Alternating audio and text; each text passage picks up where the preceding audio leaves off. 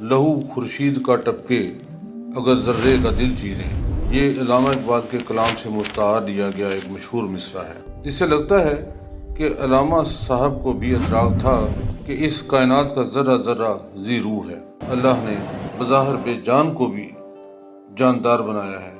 قرآن میں اللہ تعالیٰ نے فرما دیا، بسم اللہ الرحمن الرحیم، یسبح للہ ما فی السماوات والارض، جو کچھ بھی آسمانوں اور زمینوں کے درمیان ہے وہ اللہ تعالیٰ کی تسبیح بیان کرتا ہے۔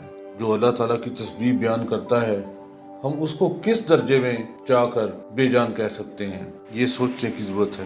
کیا مردہ بھی تسبیح کیا کرتے ہیں؟ اچھا، میں آپ لوگوں سے بھی پوچھتا ہوں، جو لوگ بھی اس کو سن رہے ہیں، کہ کبھی آپ کے ذہن میں یہ سوال پیدا ہوا، جاندار اور بے جان کیا ہے؟ کیا کریکٹرسٹکس ہیں جاندار اور بے جان کے؟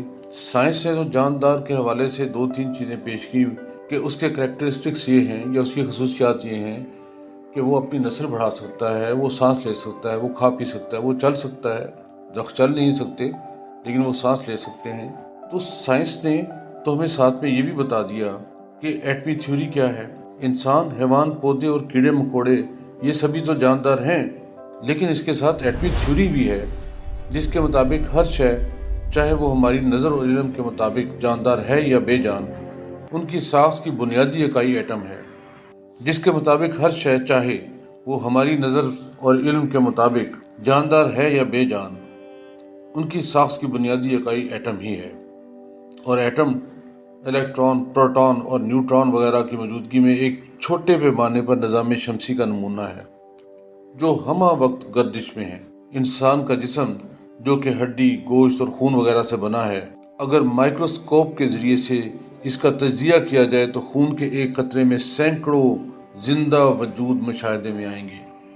انسان کا تمام جسم ایسے بے شمار ذرات سے بنا ہے جن کے یکجان ہونے سے یہ ہستی قائم ہے، بلکہ ہر مخلوق کے اندر ان ذی روح ذرات کو آرڈر میں رکھنے کے لیے ایک حیرت انگیز قوت پنہاں ہے۔ اسی قوت کو جوہر حیات کہتے ہیں۔ ہندو جوگی اسی جوہر حیات کو پران کا نام دیتے ہیں۔ اسی مخفی قوت سے تمام ذی روح ذرات کا نظام درست رہتا ہے، اور یہ قوت کامل توانائی یا کامل قوت ہے۔ اس طاقت کو آپ کچھ بھی نام دے سکتے ہیں، لیکن ایک بات طے ہے کہ تمام جہان اس قوت سے روشناس ہے، اور دنیا میں اس قوت عظیم کا بے شمار خزانہ موجود ہے۔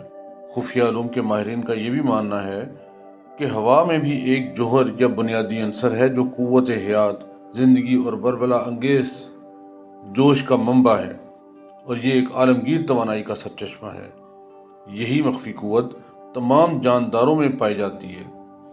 جی ہاں، وہی قوت جسے ہم جوہر حیات کا نام دیتے ہیں۔ روح انسان کے جسم کی بنیاد ہے، اور جوہر حیات باقی تمام قوتوں کی مالک۔ روح جب جسم سے جدا ہوتی ہے، یعنی انسان مر جاتا ہے، تو جسم میں جوہر حیات کی ضرورت باقی نہیں رہتی۔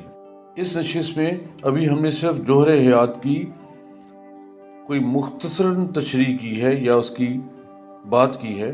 آنے والی چند نشستوں میں ہم اسی مخفی قوت یعنی جوہر حیات پر مزید بات کریں گے اور ان اسرار سے پردہ اٹھانے کی کوشش کریں گے، کیونکہ یہ ہمارے روحانی سفر کے درمیان اور روحانی قوتوں کے حصول کے درمیان اس کی ضرورت ہے کہ ہم جانیں کہ جوہر حیات کیا ہے۔ اللہ تعالی ہم سب کا حامی و ناصر ہو، اور ہمیں اپنے حفظ و امان میں رکھے، اور ہر شر سے محفوظ رکھے، ہر بیماری سے محفوظ رکھے۔ خدا حافظ۔